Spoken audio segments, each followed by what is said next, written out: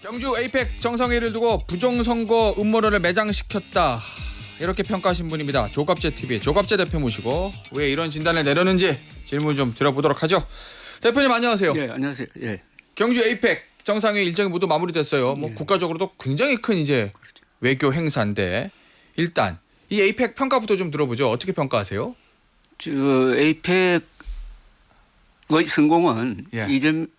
이재명 대통령의 행운이기도 하지만은 지금까지 좀 경색되었던 국내 정치를 예. 그야말로 국익 중심의 실용 정치로 바꿀 수 있는 모멘텀을 만들었다고 생각합니다.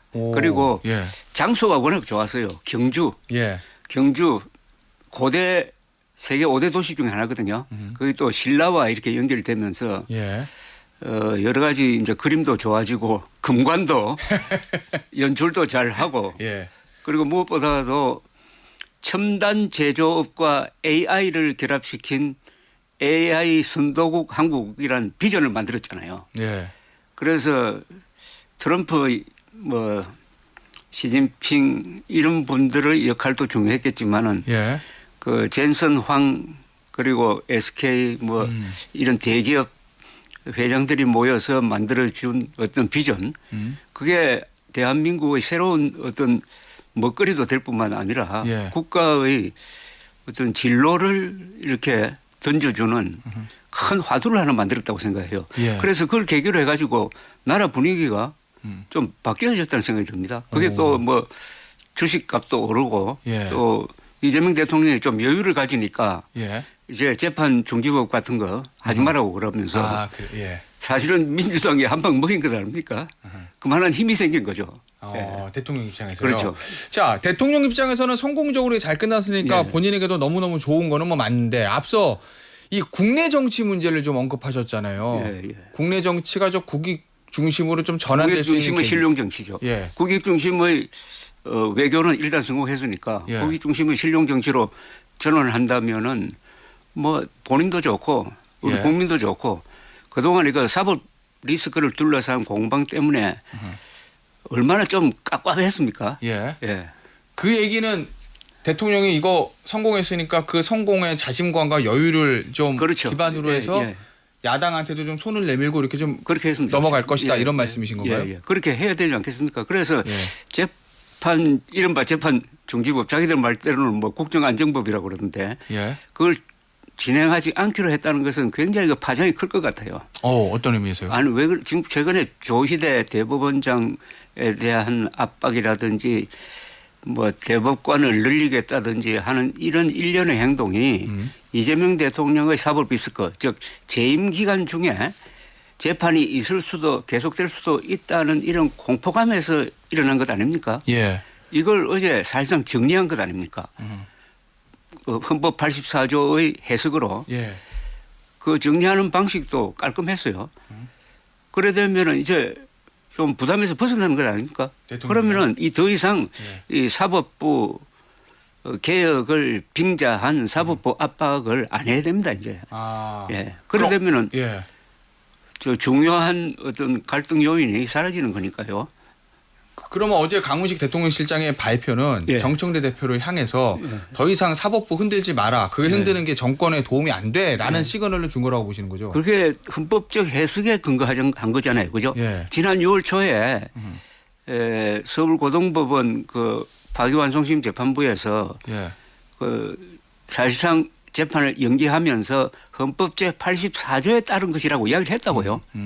그거는 법원이 처음으로 헌법 84조의 문제 조항, 내란이나 외환죄를 제외한 현직 대통령은 소추하지 않는다는 그 소추를 예. 기소 플러스 재판으로 해석한 것 아닙니까? 예. 그게 그냥 내버려 두면 그만 그게 하나의 유권 해석으로 되는 거예요. 그대로 두면 되는데 예. 계속 그걸 끄집어내는 바람에 끌고 부스럼을 만들었잖아요. 아하. 그걸 이제 봉합한 것이 되니까 예. 어떻게 보면 깔끔하게 해결된 것처럼 되어버렸어요. 예. 이게 그대로 두버리면 이게 유권 해석이 돼버립니다. 그동안 헌법학자들이 계속 예. 다투다가.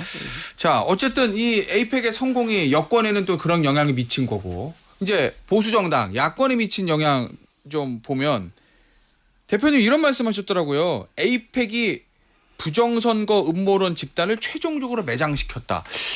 이게 딱 와닿지 않는데 이게 어떤 의미인가요? 아니 에이펙의 성공과 예. 지금 부정선거 음모론자들이 온 거리를 뒤덮어서 프레카드 근거 보셨습니까? 뭐 서울대도 있고 경주에도 막 붙여놓은 거요? 그러니까 예. 주로 이제 외국 사람 온다고 해가지고 영어를 쓰더라고요. 하나는 스톱 더 스틸, 스탑 더 스틸. 예.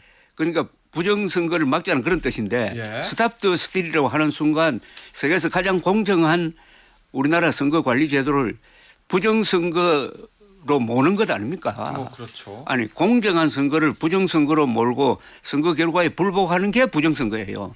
그리고 그 밑에 또 하나 더 붙었어요. CCP 아웃, Chinese Communist Party out. 즉 네. 한국의 부정선거를 중국 공산당이 획책했으니까 이것도 몰아내자. 아니 세상에 이런 선동을 하는 세력이 예. 지금 굉장히 잘 조직되어 있고 이걸 국민의힘이 지금도 엄호하고 있잖아요. 예. 엄호하고 있습니다. 무슨 뜻이냐.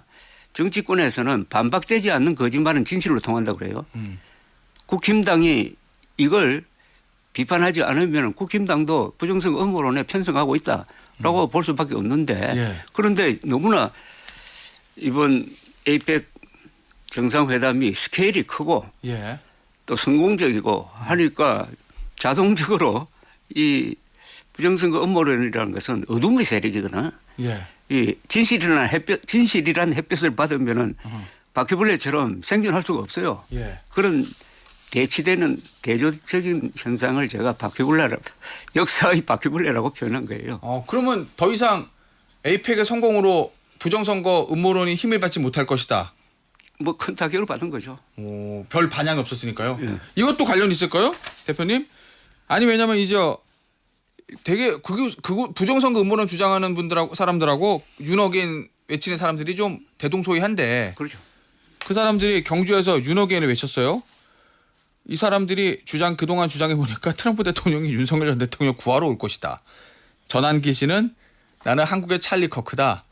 트럼프 대통령 보고 와가지고 저 서울구치소 가서 윤 전 대통령 면회해라. 뭐 이런 거 요구하기도 했는데 안 했잖아요. 본인들이 원하는 거 하나도.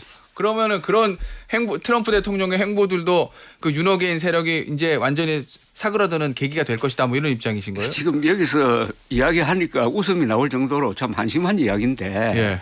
문제는 이 한심한 이야기의 늪에 국힘당이 빠져 있다는 겁니다. 특히 장동혁 지도부가 예. 이번에 그 환영 만찬에 안 안 갔어요. 갔잖아요. 나는 그 이해를 할 수가 없어요. 예. 그 환영 만찬에 왜 안 갑니까? 왜 안 갔을까요? 왜 안 갑니까? 예. 아니, 그걸 지금 국민의힘 지지자들도 아마 납득할 수 없을 겁니다. 예. 자, 그러니까 점점 이 괴리 현상이 일어나고 문제는 지금 이런 장면이 있어요. 어느 날 비 오는 날에 그 부정선거를 외치는 젊은이들이 예. 명동까지 행진을 했다고요. 예.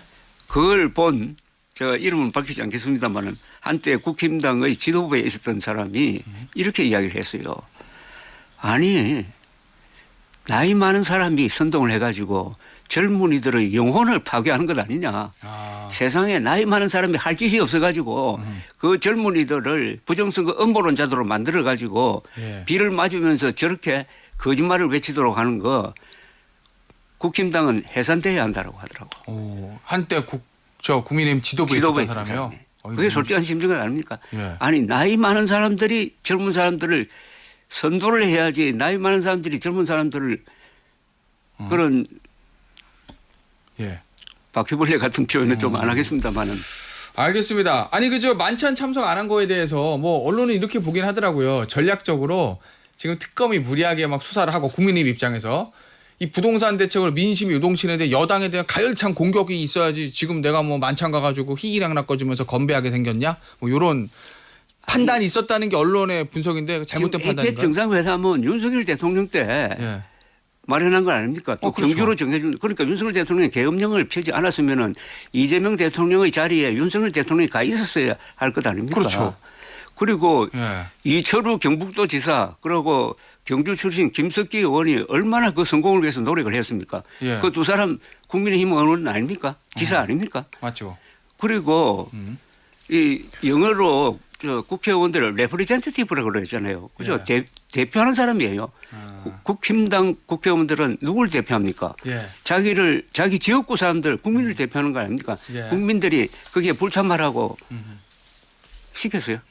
전략적으로는 잘못된 판단이다는 말씀이시고. 자, 그런데 이어서 장동욱 대표가 광주 간다거든요. 5.18 묘지 참배하러. 이 행보는 어떻게 평가하세요? 논리적 정리가 좀 필요하죠. 자기 입장 정리가 필요한데 장동혁 대표는 계엄 해제 결의에 참여한 18명 중 한 사람 맞죠? 맞아요. 맞죠? 예. 그러나 그 뒤에 노선이 한동훈 당시 대표를 몰아내고 최근에 저 부정선거 음모론자들과 손잡고 말하자면 극우 세력과 손잡고 하는 과정에서 계엄까지 옹호하는 세력처럼 보여. 윤석열 계엄 세력 그러니까 윤의견 세력으로 비춰진다 이겁니다. 장동욱 대표가요? 그러니까요. 그러니까 불법 계엄을 옹호하는 사람처럼 비춰져요. 비춰지는 그런 입장에서 광주에 가서 무슨 말을 할 수 있을까? 논리가 잘 성립이 되지 않을 것 같아요. 그럼 그 부분에 대한 윤석열 전 대통령에 대한 입장, 그렇죠. 계엄에 대한 입장을 명확하게 정리를 한 다음에 광주를 가도 봐야 아니면 된다. 그 자리에 가서 확실하게 하든지. 그 자리에서 부정선거 음모론에 대해서 그리고 불법 계엄에 대해서 내 입장은 이거다라고 확실하게 할 수 있다면은 뭐 전화위복도 될 수 있겠죠. 대표님 보시기에 장 대표가 윤석열 전 대통령 세력, 윤호개인 세력과 절연을 하고 싶은데 못하는 거라고 보세요? 아니면 아예 그냥 나는 이 세력과 손잡고 갈래 안 할래 이렇게 하는 거라고 보세요? 절연하고 싶은 마음이 있어도 좀 어렵지 않습니까? 우선 그 국힘당의 지금 조사에 의하면은 국힘당 지지자의 한 40%가 부정선거 음모론을 믿는 걸로 나와요. 그 40%. 또 그 40%의 압도적 지지를 받고 김문수 전 후보를 꺾고 당선되었으니까 뭐 그런 아주 좀 곤혹스러운 처지인데 그분은 아마 마음하고 머리가 따로 놀 겁니다. 그 얘기는 마음은 절연하고 싶은데 머리가 절연하면 너한테 손해야 이런다는. 현실과 계산 사이에서 고민하고 있겠죠. 알겠습니다. 어제 그 내란 재판에서 나왔던 좀 충격적인 얘기가 하나 나왔는데 대표님은 아시겠지만 이제 곽종근 전 특수전사령관의 새로운 폭로입니다. 이거 검찰 수사에서도 얘기 안 했다는 건데 어제 처음 나왔는데 10월 1일 국군의 날 만찬에 만찬하다가 윤석열 전 당시 대통령이 한동훈하고 일부 정치인들을 호명하면서 내 앞에 잡아오라. 총으로 쏴서라도 죽이겠다. 이렇게 말했다는 거. 윤석열 전 대통령은 이제 당연히 부인합니다만 어떻게 들으셨어요? 저는 곽종근 장군의 말이 맞다고 봅니다. 문영배 전 헌법재판소장이 최근에 인터뷰를 하면서 결국 곽종근 증인이 가장 정확한 이야기를 하더라고 했어요. 헌법재판 과정에서 저도 같은 생각이에요. 그리고 그 자리에서는 윤석열 대통령이 해서는 안 될 이야기를 한 것 같아요. 그래서 폭탄주 이야기를 했잖아요. 10월 1일 만찬에서요? 그렇죠. 그 대통령이 폭탄주 마셨다는 이야기를 할 필요가 있습니까? 그런 자리에서. 어제 증언 법정에서요. 물론 자기를 변호하기 위해서 하다가 술을 많이 마시는 건 알겠는데 더구나 10월 1일 국군의 날 행사 끝나고 나서 군 지휘관들을 모아가지고 그 자리에서 폭탄주 돌렸으니까 그런 이야기 할 계제가 못 되었다는 식으로 이야기를 하기는 했지만은 그분의 그 음주 습관을 본인 입으로 처음으로 인정한 거예요. 그러면 자신을 방어하기 위해서 당시 대통령으로서의 권위, 위신 이런 거 다 땅에 내려놓고 자기 음주 습관까지. 그분의 건강 수치 보면은 간 수치가 정상인의 6배라는 것 아닙니까? 음주 습관이 이건 불법 계엄의 한 원인이다. 그리고 물론 그보다 더 중요한 원인은 김건희 씨에 대한 애틋한 어떤 좋은 의미에서 사랑이라고 할까요? 그것하고 음주 습관과 결합이 된 발작적 계엄이었다. 망상적 계엄이었다. 즉 부정선거가 있었다는 망상에다가 격정적인 반응. 그래서 한동훈 등 잡아오면 내가 총으로 쏴 죽이겠다고 한 말까지도 나올 수 있었을 분위기였던 것 같아요. 그러니까 폭탄 좀 마시고 뭐 그런 이야기 했을지도 모르죠. 그러나 하여튼 두 사람이 배치되는 정언을 과거의 그 사례로 미루어 보면은 곽종건 장군의 정언이 예. 거의 대부분이 진실에 부합했다 이렇게 봅니다. 저는. 그 대표님 예전에 저랑 첫 인터뷰하실 때 예. 제 기억이 이 비상계엄에 대해서 제가 질문을 드렸던 제 기억에 윤석열 당시 대통령이 군대도 한 번 가보지도 않은 사람이 그렇죠. 총의 무서움을 전혀 모른다. 그렇습니다. 총을 잡는다는 게 어떤 의미인지 그렇죠. 그렇게 이제 말씀하셨거든요. 근데 어제 이제 총으로 쏴주겠다는 얘기까지 그러니까. 했다는 건데 그것도 군대 간 사람은 그런 표현 안 합니다. 예. 총으로 사람을 쏴 죽인다는 말을 예. 여러 사람 앞에서 어떻게 이야기를 합니까? 아니 더구나 총을 잡아본 사람이 없으니까 잡아본 적이 없는. 근데 대부분의 전쟁은 말이죠. 예. 군인들이 일으키지 않습니다. 어. 군인들은 전쟁이 얼마나 총을 드는 게 얼마나 무섭다는 걸 알아요. 예. 군대 안 가본 정치인들이 전쟁을 일으킨 경우가 대부분이에요. 아. 그래서 저는 요사이 트럼프 대통령이 예. 군대를 마구 동원해가지고 뭐 마약 밀수한다 해가지고 지금 폭격하고 있잖아요. 예. 좀 겁이 납니다. 아. 그분도 군대 안 간 사람입니다. 알겠습니다. 어떤 말씀이신지 오늘 저 조갑재 대표와의 인터뷰는요 여기서 마무리하도록 하겠습니다. 지금까지 조갑재 TV의 조갑재 대표였습니다. 대표님 감사합니다.